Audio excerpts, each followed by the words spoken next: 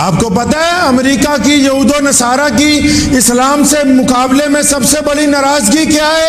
ان کی سب سے بڑی ہم سے ناراضگی یہ ہے کہ پوری دنیا پہ وہ کہتے ہیں کہ ہم راج کرتے ہیں، ساری ٹیکنالوجی ہمارے پاس ہے، لیکن ان کے پاس مرکز نہیں ہے۔ پوری کائنات کے مسلمانوں کے پاس اتحاد اور اتفاق کا مرکز ہے۔ ان کی روح میں جب رسول اللہ نے یہ پھونکا کہ ہم ایک اللہ کی عبادت کریں گے، ہم ایک رسول اللہ کی اطاعت کریں گے، بھی پتہ یہ لگا کہ اسلام کے پاس دو مرکز ایسے ہیں جن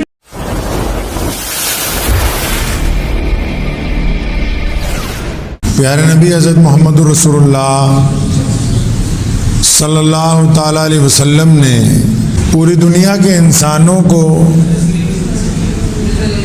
اسلام کی شکل میں ایک مکمل نظام عطا فرمایا، اور اسلام کی جو تعلیمات ہیں اور اسلام کے جو قواعد ہیں، جو فرائض ہیں، تمام فرائض، تمام قواعد اپنی جگہ الگ الگ حیثیت رکھتے ہیں۔ عبادتیں کرنے کا وقت، عبادتیں کرنے کا طریقہ اور ان عبادات کے جو فوائد ہیں وہ اللہ کے پیارے نبی حضرت محمد رسول اللہ صلی اللہ علیہ وسلم نے ہمیں بتائے۔ ان تمام عبادات میں ایک عبادت ایسی ہے جو انقلابی عبادت ہے، ایک عبادت ایسی ہے جس میں خشوع اور وضو کے ساتھ رسول اللہ نے فرمایا ذرا چھاتی تان کے چلو۔ ایک عبادت ایسی ہے کہ جب بندہ اس عبادت کو کرتا ہے تو اس کا مزاج بدل جاتا ہے۔ نمازی کا جلدی مزاج نہیں بدلتا، جب نماز پڑھنے شروع کرتا ہے کئی ہفتے لگ جاتے ہیں، پھر کئی سال لگ جاتے ہیں۔ لیکن ایک اسلام کی ایک عبادت ایسی ہے کہ ادھر وہ عبادت ادا ہوئی، ادھر بندے کا رنگ ڈنگ بدل جاتا ہے، ادھر وہ عبادت کرتا ہے، ادھر اس کی زندگی کا قانون بدل جاتا ہے، ادھر وہ اس عبادت کی ادائیگی کرتا ہے، اس کی آنکھوں کی روش دیکھنے کی تبدیل ہو جاتی ہے، ادھر وہ عبادت کرتا ہے اور اس کی زبان کا لب و لہجہ بدل جاتا ہے۔ وہ جب عبادت یہ کرتا ہے تو اس کے دل کی کیفیت تبدیل ہو جاتی ہے، جب وہ اس عبادت کو کرتا ہے اس کی چال ڈھال میں فرق آ جاتا ہے، جب وہ یہ والی عبادت کرتا ہے اس کے کاروبار کرنے کے طریقے میں فرق آ جاتا ہے۔ اسلام نے ایک ایسی انقلابی عبادت محمد رسول اللہ صلی اللہ علیہ وسلم نے ہم کو عطا کی ہے کہ جب ہم اس عبادت کی ادائیگی کرتے ہیں تو ہمارے مزاج میں، ہمارے لب و لہجے میں، ہمارے رنگ ڈھنگ میں، ہمارے چلنے پھرنے میں انقلاب برپا ہو جاتا ہے، بندہ بدل جاتا ہے، ویسا رہتا ہی نہیں ہے جیسا پہلے ہوتا ہے۔ اب آپ سوچتے ہوں گے کہ وہ عبادت کون سی ہے کہ جو بندہ پہلے جیسا نہیں رہتا؟ پوری کائنات میں اس عبادت کا ایک ہی نام وہ حج بیت اللہ ہے۔ بندہ جیسا جاتا ہے ویسا واپس نہیں آتا ہے۔ بتاؤ کوئی ہے ایسی عبادت کسی اور کے پاس بھی؟ آپ کو پتہ ہے امریکہ کی یہود و نصارہ کی اسلام سے مقابلے میں سب سے بڑی ناراضگی کیا ہے؟ ان کی سب سے بڑی ہم سے ناراضگی یہ ہے کہ پوری دنیا پہ وہ کہتے ہیں کہ ہم راج کرتے ہیں، ساری ٹیکنالوجی ہمارے پاس ہے، لیکن ان کے پاس مرکز نہیں ہے۔ پوری کائنات کے مسلمانوں کے پاس اتحاد اور اتفاق کا مرکز ہے۔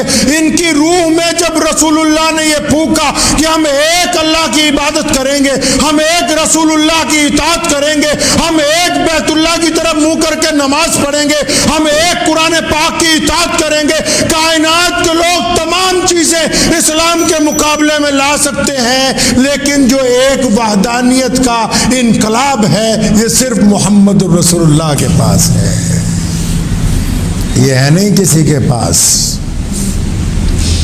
آپ دیکھیں نا، حاجی جب جاتا ہے، آپ میں سے جو لوگ حج کرائے یا عمرہ کرائے ان کو پتہ ہوگا، اور جو لوگ نہیں گئے اللہ تعالیٰ ان کو اپنا گھر دکھا دے، رسول اللہ صلی اللہ علیہ وسلم کے روضہ مبارک پر حاضری کا موقع عطا ہو۔ جب حاجی جاتا ہے نا مکہ مکرمہ میں، اور جب حرم شریف سے پہلے سفید چادریں باندھ لیتا ہے جو لوگ جائے ہیں وہ اس کیفیت کو جانتے ہیں. جب اس کی بیت اللہ پر نظر پڑتی ہے، پتھر سے پتھر دل انسان کے آنسو دریا کی طرح رواں ہو جاتے ہیں، اور وہ اس دیوانگی کے ساتھ بیت اللہ کو چھونے کے لیے، بیت اللہ کو ہاتھ لگانے کے لیے ایسے جاتا ہے جیسے ایک بچھڑا ہوا بچہ صدیوں کے بعد اپنے گھر میں لوٹ کے آیا ہو اور وہ جا کے اپنے ماں باپ کے ساتھ مل رہا ہو. اس طرح جا کے وہ ملتا ہے. حرم شریف کی سرزمین پر جب وہ سجدہ کرتا ہے، اس سجدے سے زندگی تبدیل ہو جاتی ہے. لوگوں کا تو نام بدل جاتا ہے. کوئی ایسی عبادت بتاؤ نا، کوئی اور عبادت بتاؤ. ساری زندگی آپ نماز پڑھتے رہیں، کوئی آپ کے نام کے آگے لکھتا ہے کہ فلان نمازی صاحب. ساری زندگی آپ زکوٰۃ دیتے رہیں، کیا کبھی آپ کے نام کے ساتھ لگایا گیا کہ یہ زکاتی صاحب ہیں؟ آپ ساری زندگی صدقہ کرتے رہیں، کیا کبھی کسی نے کہا کہ یہ صدقاتی ہے؟ ایک ایسی عبادت صرف حج بیت اللہ ہے، صرف حرمین شریفین کی زیارت ہے، جو بندے کی زندگی بدلتی ہے، انسان کے جینے کا قرینہ تبدیل کرتی ہے. زندگی کی تو زندگی نام بدل دیتی ہے. اگر نام عبد الرحمن ہے، آگے لگ جاتا ہے حاجی عبد الرحمن. اگر نام محمد شفیع آگے لگ جائے گا حاجی محمد شفیع. پتہ یہ لگا کہ اسلام کے پاس دو مرکز ایسے ہیں جن کو بیت اللہ کہا گیا، اور دوسرا مسجد نبوی، حرمین شریفین ایسے دو مرکز ہیں کہ جب بندہ ان دو مراکز کی طرف جاتا ہے، اور جب بندہ حرمین شریفین کے زیارتیں کر کے آتا ہے تو پھر ساری زندگی کے لیے وہ اللہ اور اس کے رسول کا ہو کے رہ جاتا ہے. پھر وہ پہلے ایسا نہیں رہتا.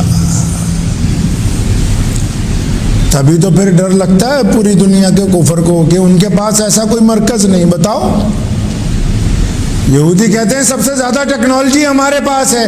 کیا ان کے پاس ایسی ٹیکنالوجی ہے جو ایک لمحے میں انسان کے مزاج کو بدل دے؟ ایک لمحے میں ڈاکو کو صالح بنا دے، ایک لمحے میں جھوٹے کو سچا بنا دے، ایک لمحے میں بے حیا کو حیادار بنا دے، ایک لمحے میں مکار کو ایماندار بنا دے. یہ سب سے بڑی طاقت اگر دنیا اسلام نے کسی کو عطا کی ہے تو فرزندان اسلام کو دی ہے. جب وہ بیت اللہ کے چکر لگاتے ہیں تو اللہ تبارک و تعالیٰ ان کے دلوں کو تبدیل کر دیتا ہے. اور جب ہم بیت اللہ کے چکر لگایا کرتے تھے نا، رسول اللہ صلی اللہ علیہ وسلم نے دیکھا سارے مسلمان جب بیت اللہ کے چکر لگاتے ہیں تو بڑی محبت کے ساتھ، بڑی عاجزی کے ساتھ، بڑی انکساری کے ساتھ، آہستہ آہستہ چل کے جھک جھک کے چکر لگاتے ہیں. تو اس دور میں مکہ مکرمہ میں جو دشمن تھے نا، وہ سمجھنے لگے یہ سارے ہی ضعیف ہیں، سارے ہی کمزور ہیں.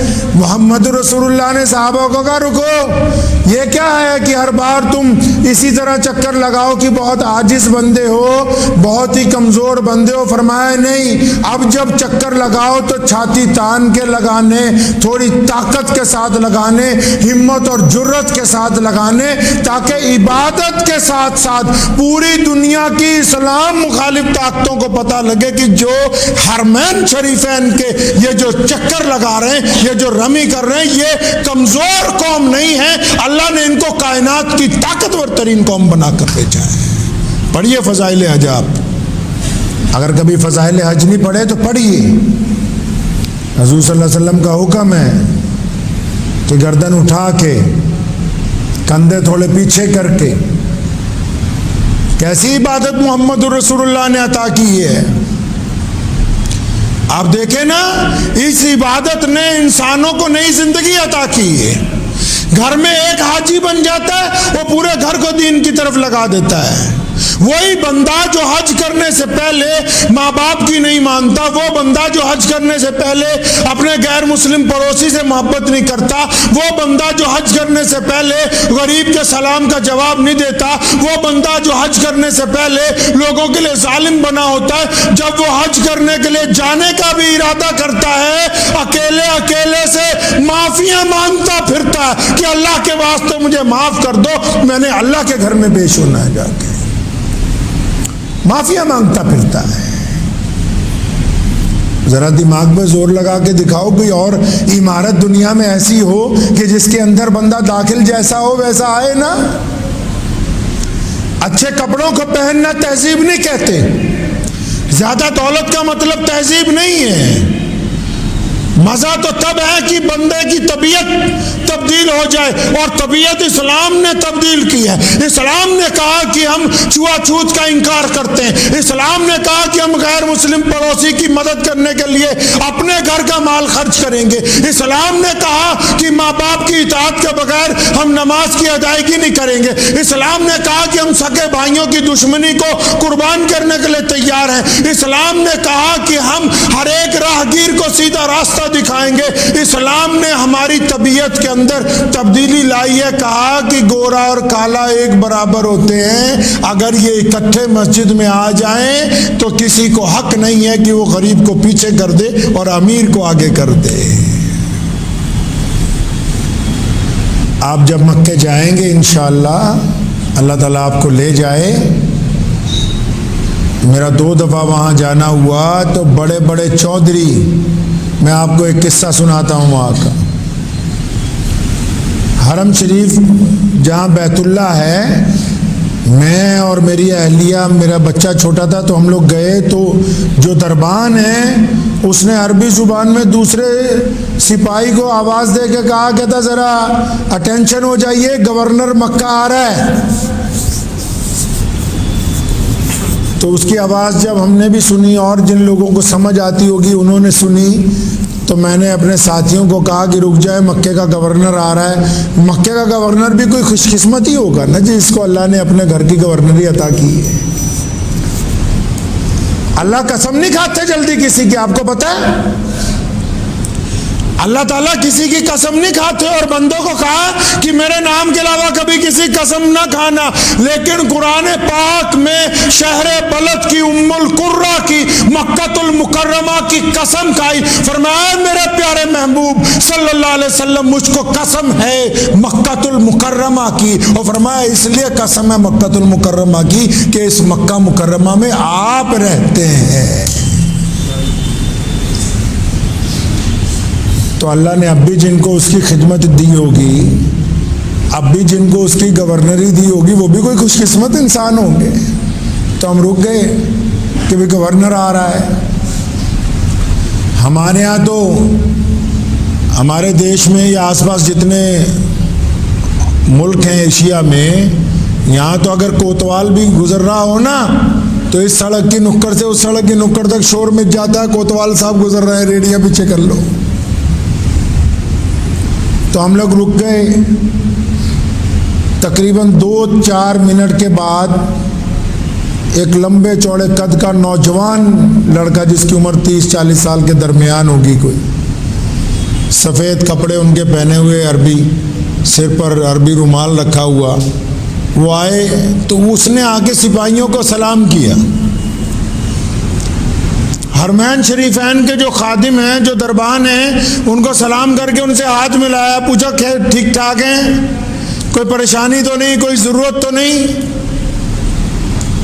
ایک سے ملے، دوسرے سے ملے، تیسرے سے ملے، فاصلے پہ ایک اور کھڑا تھا اس سے ملے، پھر آگے چلے گئے.